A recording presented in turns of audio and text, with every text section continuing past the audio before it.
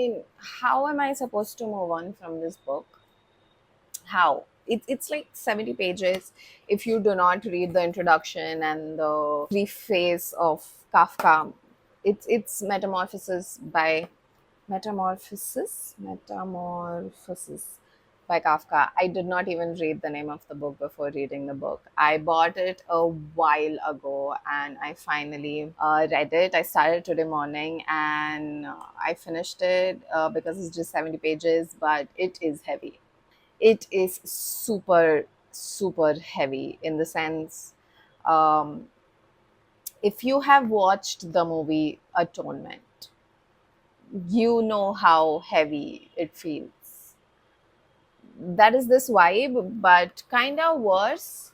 I have never read Kafka before, and I'm so glad that I did because I need to read more. So if you have any suggestions about Kafka's, please let me know. But yeah, the one thing that really pisses me off about the outside of the book, not the inside, is that Kafka never actually wanted a bug on the cover. But every time somebody prints this book, they put a bug on the cover.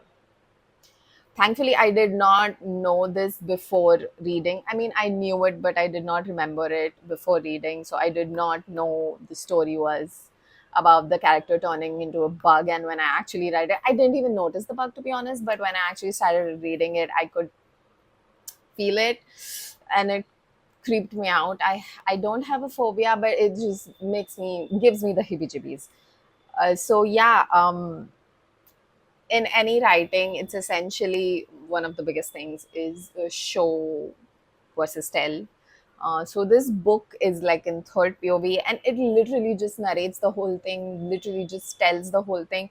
But the way it makes you feel is so unusually good. I mean, I can't get over it. I'm going to have to reread this just to study it, in the sense how well it is written.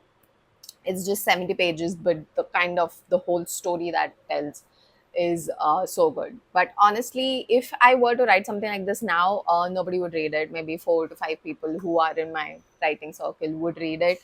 But this probably would not work today.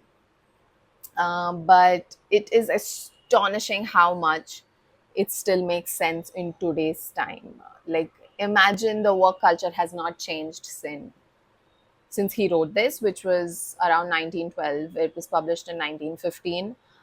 And just imagine, it hasn't changed. In the first few pages, like when he's feeling sick, after he turns into a bug, after Gregor turns into a bug, somebody from his office turns up to his house to check as to why he isn't working.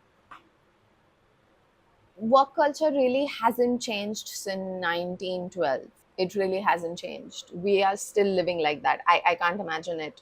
And there is a legit line where the narration, done by Kafka, talks about how the guy who has come to check on Gregor says that, even though you are ill, you are going to have to work, because work is work, business is business. You have to work. And the kind of pressure Gregor feels is so real, that I need to get to work, I need to finish my thing, I need to do my thing.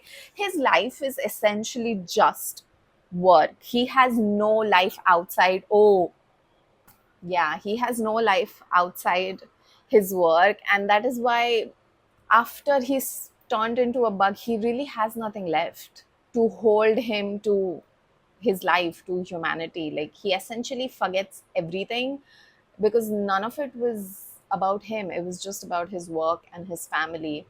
He was just like a thing that was also being used by his family, because the minute he turned useless, they just abandoned him. Oh my god, this book is so traumatizing and so sad. I do hate the sister. I absolutely hate her for a lot of things. And she, like I said, reminds me of the sister from The Atonement, the movie. Same level hate. But this is kind of worse because, I mean, she took care of him for a couple of months, I believe, one for sure. But then life got in the way, and then she just forgot about him. That makes no sense to me. She was fine with taking care of the house, the room, and everything, and then suddenly she turns on him so much. She was fine with looking at him. Like he's on the wall, stuck to the wall, like a 3 foot beetle stuck to the wall. She was absolutely fine with it 1 month. And then the other, she's like, this is too much to do, too much to take care of. The dude ate scraps. It wasn't even like they had an extra mouth to feed. The one thing that you were supposed to do was take care of the room. I don't know. There's like so much happening in this book. For one, like I said, trauma about being in a workplace situation, like in general, being working class. Second, the claustrophobia you feel because you are like stuck in your environment, and it is just, you are decaying in your environment, you are turning into trash in your environment. Then it's about losing yourself in your environment and trying to make changes for the sake of convenience, and then losing more of yourself because you're making those changes. And I would say the other thing, fourth, is how you need to grow or change or accept the things that are happening around you, or you will be forgotten or you will be left behind. uh, you can look at it from two perspectives: the family's perspective and Gregor's perspective. I hope that is how you pronounce his name. I can't tell. Wait. Gregor. Yes, Gregor. So yeah, from the family's perspective, it's like accept the change that is happening around you and try to move on, or you will resent it for the rest of your life, and you will forget what was more important was that he's her brother, he's their son. If they could have just accepted the change and moved on, it would have been much easier than them basically leading to his death. I'm really, really, really mad at the sister, the way she really waited for him to walk in. Like, he wasn't even inside the room yet, and she shut it, like, locked him in. Oh my God.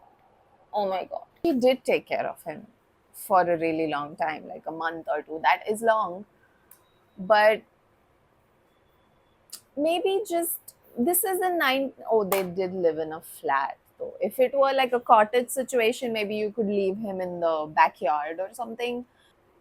Can you not just call him your pet and just take care of him? Like, maybe it's a luxury back in the day.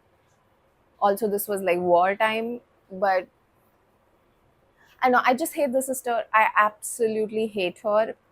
On the other hand, if somebody is taking care of you all the time, you will never learn how to live by yourself, like take care of yourself. And maybe that's the kind of story you would see from the family's perspective. Like the parents, Gregor does talk about how the parents, his father, seemed like really weak and not in great shape while he was working and taking care of them. But now that his father has to step out and take care of things himself, he seems different and more active and more alive.